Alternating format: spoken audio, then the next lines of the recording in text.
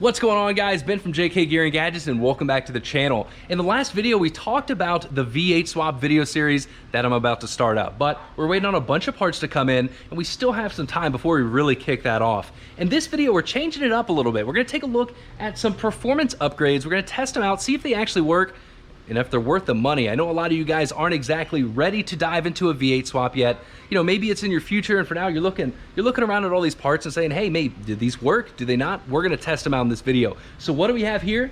We have throttle body spacers for all three Jeeps. One for the LJ with the 4.0, JK with the 3.8, and the Gladiator with the 3.6. Do these things actually work? We're gonna talk about that in this video and test it out. Secondly, we're gonna find out if these high performance coil packs make a noticeable difference. These are from Ripp Superchargers. We're gonna install them on the JT. And finally, we're gonna take a look at the Superchips TrailDash 2. This is a programmer and tuner with some really cool features. We're gonna install all three of these in the various Jeeps. Then we're gonna follow it up with some on-road and off-road testing to see if all of this is worth the money, or should you just go ahead and V8 swap it? We're gonna find out in this video. Let's get started.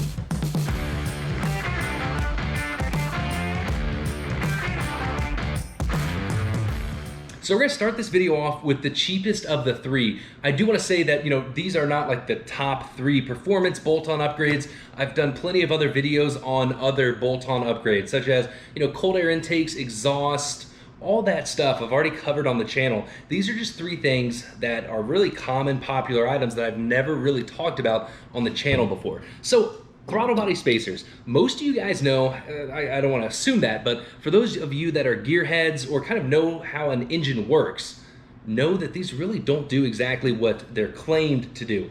All of the manufacturers that make these throttle body spacers are going to say, hey, it creates a vortex, it gives you better atomization, and it's a more complete combustion. How would this work?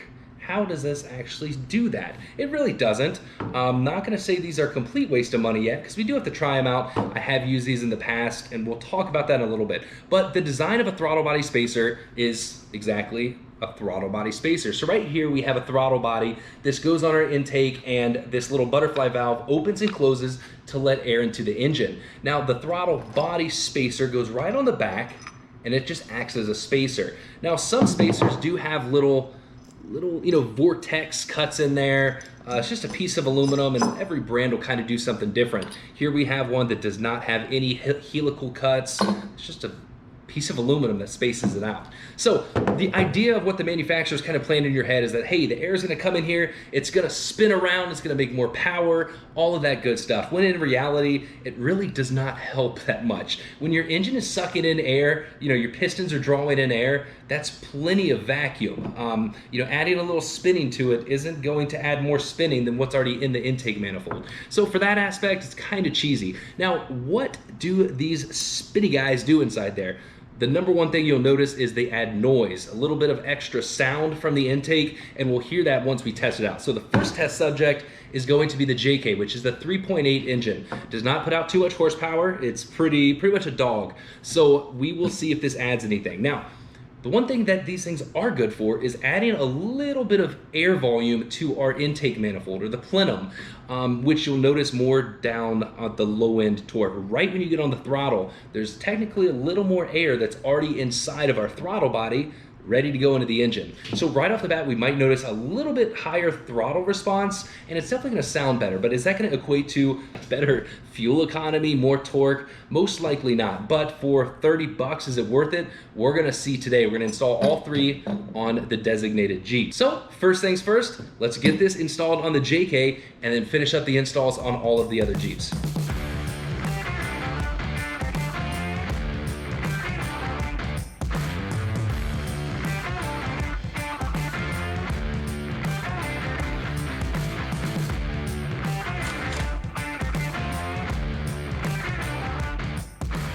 As you guys can tell, the install is incredibly easy. It's as simple as removing your old throttle body, putting the spacer in, and putting everything back together. I think that's kind of the reason these are a very popular upgrade, is because for one, they're cheap, and two, they're extremely easy to install. So now that we have the JK done, let's pull the LJ in here and knock that one out. LJ's turn.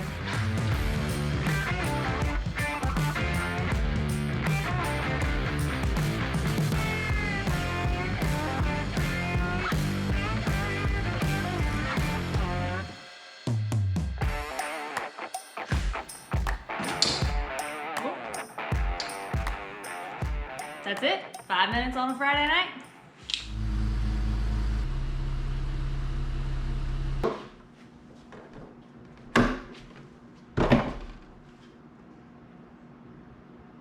No way. No freaking way. There is a mouse inside here somewhere. No freaking way. I just opened the hood and I saw his tail dip down there. Having a rat or a mouse inside your engine bay is never a good, it's never a good thing. You know, they like to chew through your wires and then that just causes a ton of issues electrically. So I gotta find this thing before we do anything else.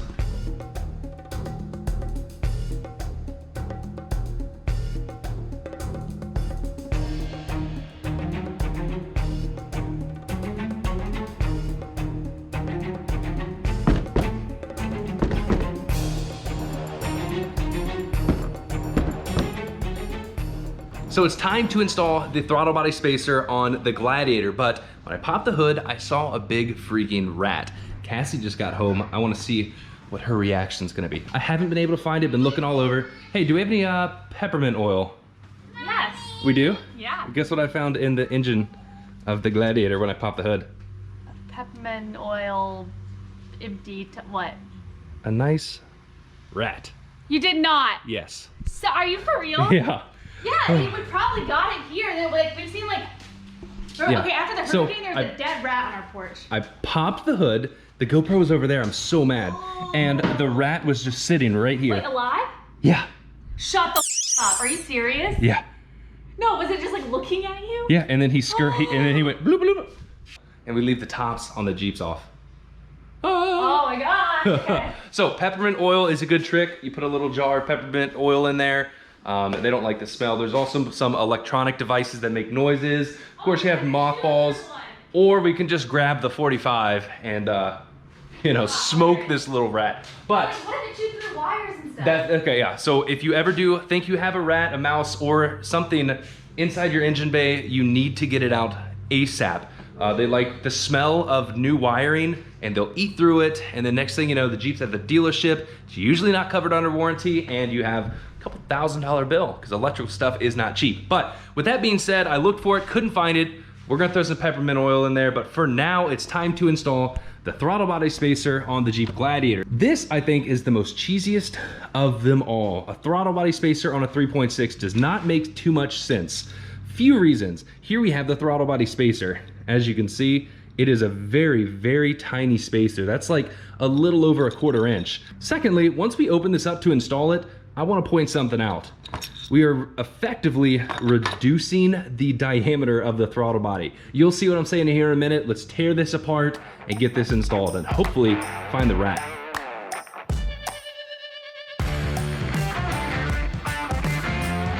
So here's the cheesy thing about installing a throttle body spacer on a 3.6 liter. As you can tell, like I already mentioned, this is a very, very thin spacer. Yes, we do have the little helical cuts in there. Do those help? I don't really think so. But the biggest issue with these on the 3.6 is that we have our throttle body's width right here. So that's the diameter. Usually the bigger you go, the better it is. That's a very common upgrade in regards to engines. Now, how this installs is that this inside piece slots inside it. So yes, we do space it out some, but we've effectively reduced the inside diameter of our throttle body. Probably close to, you know, I'm saying, 4 millimeters, 5 millimeters. We just reduced that size. I don't know if I'm gonna keep this on, but of course, we're gonna test it out and see what it does.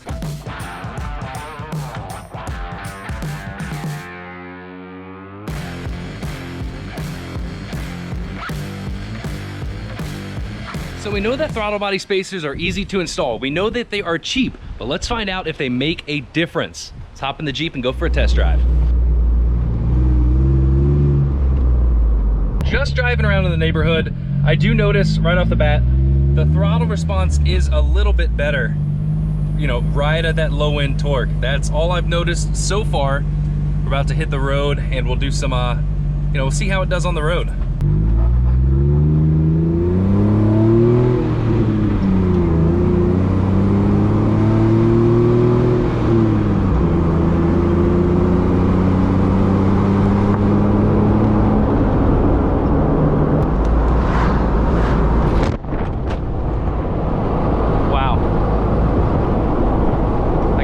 forgot to latch them. And I don't notice anything other than that throttle response. You know, right off the bat, that initial, right when you press the gas, there is a little more like oomph, and that's mostly probably because there's more air already inside of the intake. But past that, there's no difference at all. It's barely noticeable, but you know, it's quick, easy, and it's pretty cheap. Let's hop in the other Jeeps and test those out.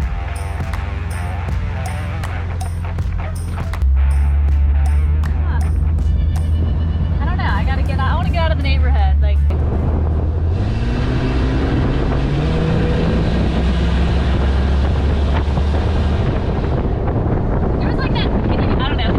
Probably. I mean, like for a split second, like right when you give it gas, it's like you can like feel it, but it's not more power. It's just more. So it's probably very similar to what I experienced on the JK. Yeah. Just like right off the bat. Oh my God, people in their right turns in Texas. Oh my gosh. I didn't hear any noise either. No, like, it's not. no. I wouldn't say it's any louder. No louder at all. No, not at all. All right, we'll turn back home and test out the JT. Turn back home. So the LJ findings were very similar to the JK. Little bit of low end grunt, after that nothing. No added noise either, which is kind of interesting. It's time to test out the Gladiator. Cassie, what do you think's gonna happen? Not much. Not much? Probably nothing. Let's go find out. Wait. Yes? You don't know if the rat's still in there, do you?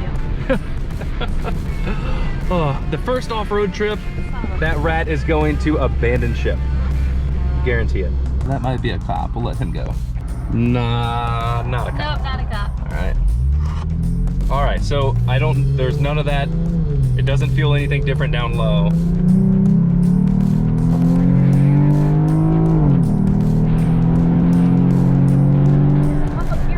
There is a cop up there, but I don't know. I didn't really notice anything on this either. Nope. None of them. Oh, there we go. Yep, sucked more fuel. I don't know, guys. I don't really notice anything on this. So what's the verdict? We had a tiny yet noticeable difference on the JK and LJ. Sadly, nothing on the Gladiator. So are they worth it? It really kind of depends. You know, they're not gonna add a bunch of power, but they are a fun little upgrade for somebody who just wants to have a weekend project, something that's cheap. Maybe they can install it with their family, their wife, their kids, or just some buddies. I know we're already 12 minutes into the video, so we have to speed this up. Next step is to take a look at high performance coil packs. Can they make a difference, and are they worth it? We're gonna find out next. Let's pull the Jeep in the garage and get started with these.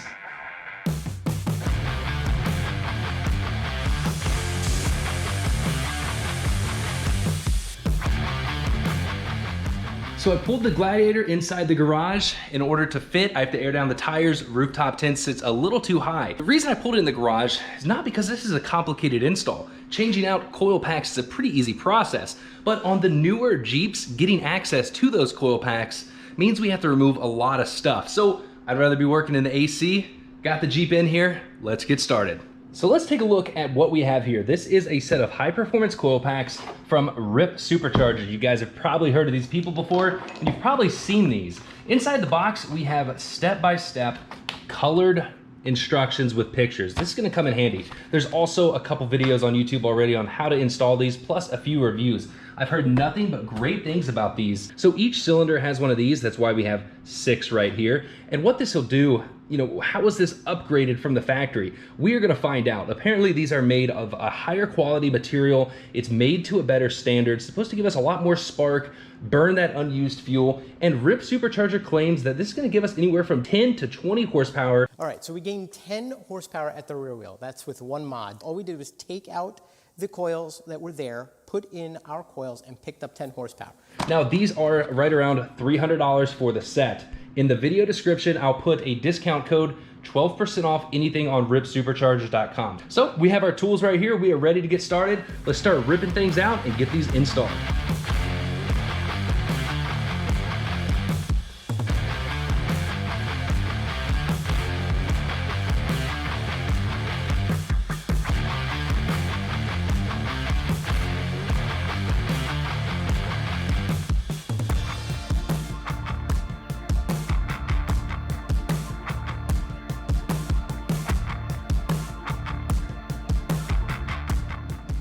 So we just managed to fit about an hour and 15 minutes of install footage into 30 seconds. This job is no joke. It's not extremely complicated, but it is very labor intensive. We had to take pretty much everything off. In order to remove the intake manifold, there were a lot of things we had to remove, you know. So we have the intake manifold right there. We had to take off the EGR, all of these little bolts, all of the sensors, everything pretty much on the top end had to come off. It is not very hard to do, but there are a lot of steps in the process. Luckily, the instructions with the Ripp Coil packs are pretty good.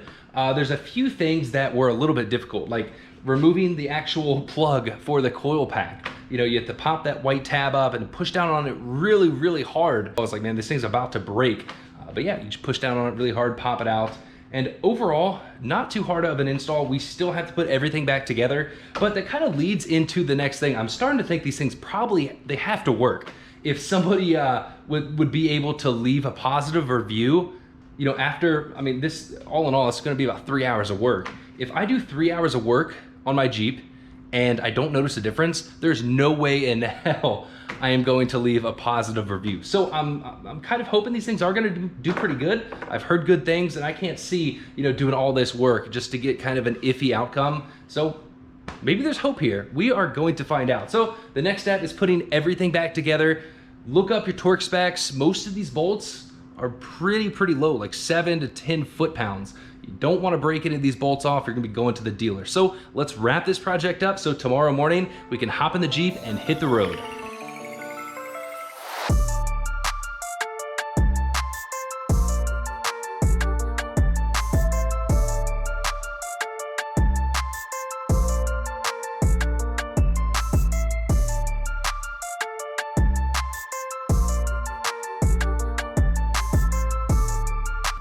All right, guys, we have everything wrapped up. It is fully installed. I am about to go to bed and we'll test it out in the morning. But last thing we have to do is fire it up, have a test fire, make sure everything runs right, make sure we don't have any check engine lights. Then we'll finally call it good. So let's hop in, test it out.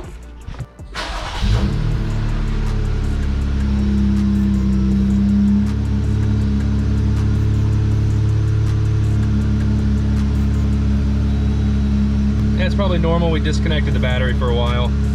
Other than that, no check engine lights, sounds good. Calling this job done.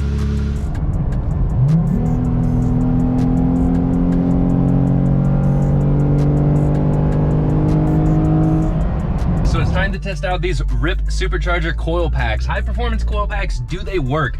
I've been driving the Jeep around for a little bit trying to figure out what in the heck is happening, because these things are pretty cool. Now, I don't want to say they give us a bunch of power, but the Jeep drives a lot better. So right now I'm just lightly on the throttle. You know, it doesn't feel like there's a ton of extra power there, but it just operates so much smoother. So we'll get on the gas here.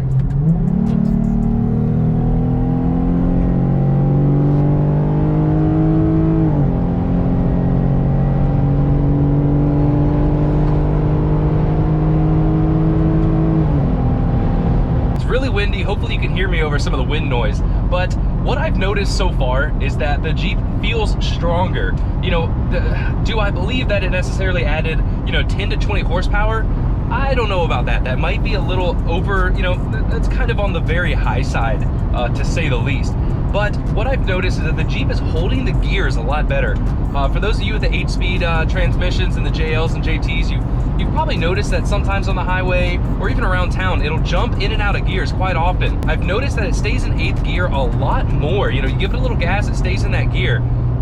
Same with 7th, it doesn't drop down to 6th. So there might be some extra torque there. I'm not too sure. Right off the bat, right when you get on the throttle, you know, there is a little more, you know, get up and go, but it's almost throughout the whole RPM, you know, power band. These things are a little hard to explain. I do feel a difference. The Jeep does feel stronger, doesn't necessarily feel more powerful, but it feels like it runs better. Now, my initial thought was, hey, you know, a lot of people are probably saying these things are great because they're putting them on Jeeps that have like 100,000 miles, and at that point, would any like coil pack replacement help? That's why I chose this Jeep. You know, we only have 25,000 miles, so we know for a fact that my factory coil packs were good. Now, Ripp does make these for the 3.8, the 3.6 liter in the JKs, and, you know, the 3.6 in the Gladiators and JLs. So I'm curious. I think I'll probably do the 3.8 coil pack upgrade in the future, because I like this. Granted, we are going to do a V8 swap eventually, but I'd like to test those out and see how they do on the JK. The next thing I want to talk about is the fact that Ripp does mention that this gives us a fuel economy increase. In our own vehicles, okay, we have seen an MPG gain. We've seen anywhere between 1 and 2 miles per gallon, driven conservatively. We're going to have to test that out over time. I'll get back to you probably in the next video or whatnot. But I mean, right off the bat, just driving, I haven't really noticed a change yet. But what I do notice is that, I mean, right off the bat, like I'm getting 19 miles a gallon right now, going 50 miles an hour, 20. That's not too bad at all. That's pretty good. I don't really remember what it was like before because I never really paid that much attention to it, but it's raining and the JK has its uppers off. So let's head home, head in the garage. The Ripp coil packs, they do work.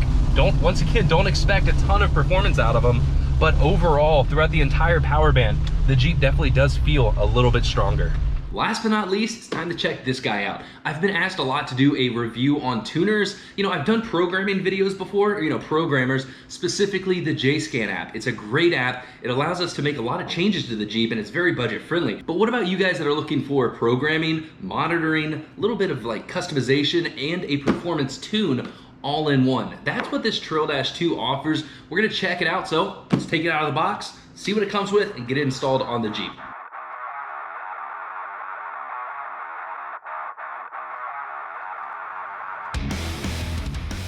So here we have, you know, a quick startup guide, some stickers, a full user manual, our actual like data cable, which is gonna run to our programmer and tuner right here. This is the TrailDash 2. We have a suction cup mount, little HDMI cord for programming this or updating it if we ever need to. Some zip ties, some alcohol wipes to clean off our suction cup mount. And then here we have all of the features of the TrailDash 2. So there's a ton of options with the TrailDash 2. You know, we have not only tuning, but we have programming for all that little stuff, and we can monitor a lot of stuff with this. We're gonna check all that out once we get it installed. It's gonna be a pretty easy install. We have our quick setup guide here. Pretty much we're just gonna plug and play, get everything set up, and then check out all of the features that this thing has for the Jeep Wrangler. The setup for this guy is really, really simple. We have our display, our cord, which is gonna run down to our OBD2 connector right there. And then we have our suction cup mount, where we can pretty much mount this wherever we want in the Jeep. So I think I'm gonna put it right here. Let's get it hooked up.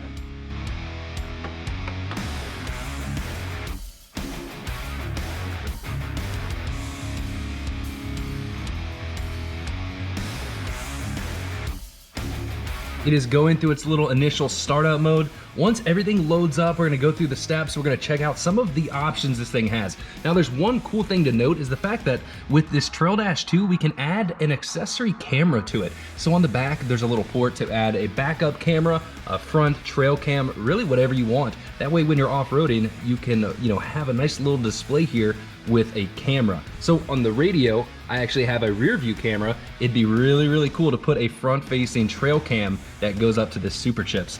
We're probably gonna have to do that in another video though. All right, so I got it all loaded up. This thing is fully customizable. We can change each one of these little, they call them PIDs. The top left, I have RPM. Below that, we have engine coolant temperature. We have our battery voltage, intake air temperature, our spark advance, our ambient air temp, and of course right here we have our miles per gallon, our miles per hour, and our fuel level. You can change all of those up in the menu. You just press and hold it and change it. Now there are so many features in this. I don't want to make this video a full overview of this. You can go to their website, they have plenty of info on everything this thing can do, but there's a few different pages. Here we have pitch and roll. If you have a Rubicon, it'll allow you to operate your lockers, your sway bar, adjust your TPMS. You can even come through here and adjust all your tire sizes, your axle ratio, your engine idle, if you want to raise it for winching, just the same as any other programmer pretty much, it has it built into it. You can also add accessories such as switches to it.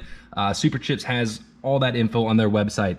So far it seems like it's pretty neat. The next thing we're gonna do is load a tune on here.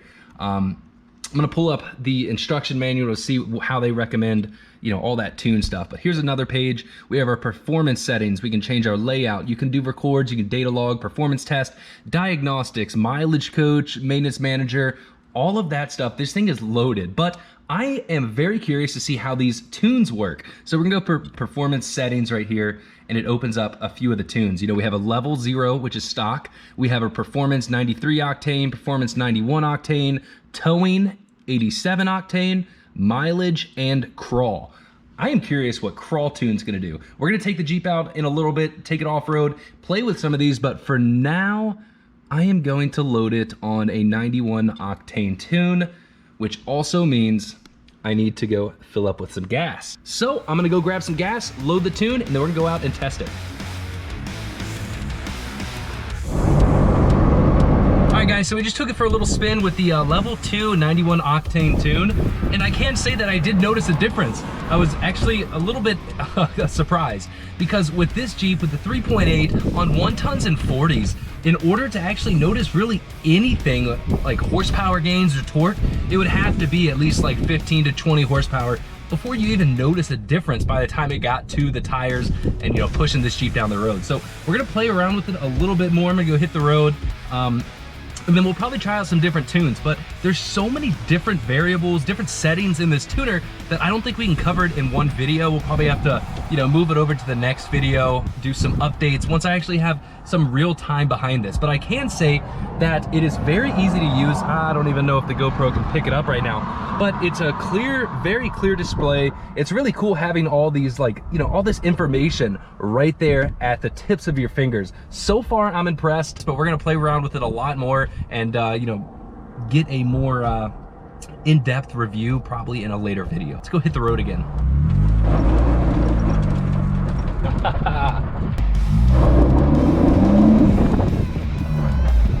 All right, let's try it out.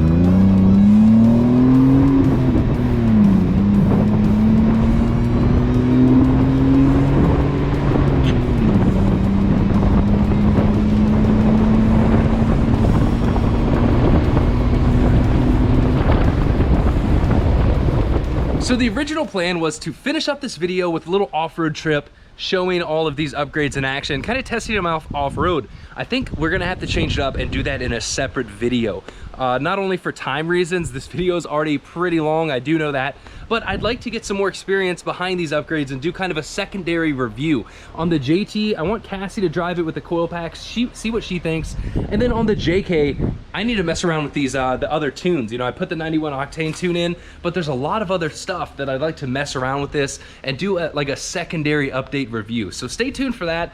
But in this video, if you only take away one thing, it's to be realistic with your expectations when it comes to bolt-on performance mods. You know, if you are looking for more power, more torque, you're most likely not gonna really get it from bolt-on mods. You know, if you throw a supercharger, turbocharger, or do a V8 swap, that's really where you're gonna get a lot of power from. All of these things, you know, you might notice a small difference, and yes, they do give you like a performance upgrade, but you just have to be realistic in the expectations. Now, the throttle body spacers, they did do something, but not really, not much at all, but they are very, very cheap. The Ripp Coil packs, I did notice a difference, but still, I mean, 300 bucks, did it make $300 worth of a difference? I'm not too sure. We'll see over time. If it does at least bump it up 1 or 2 miles per gallon, I'd say it's worth it for sure, but we'll see. And then for the tuner itself, that's a pretty expensive item. That's like 500 bucks right there. You know, we're gonna see if those tunes over time, you know, are worth it.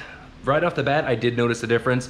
Having all those different programming options, I kind of already had with the JScan app, but having the tune and all of those display readings on there is pretty cool. So thank you for watching. Please give the video a thumbs up. Go down to the comments and let me know what your favorite bolt-on performance upgrade is. What have you used in the past that gave you really good results? Until the next video, guys, I will see you later.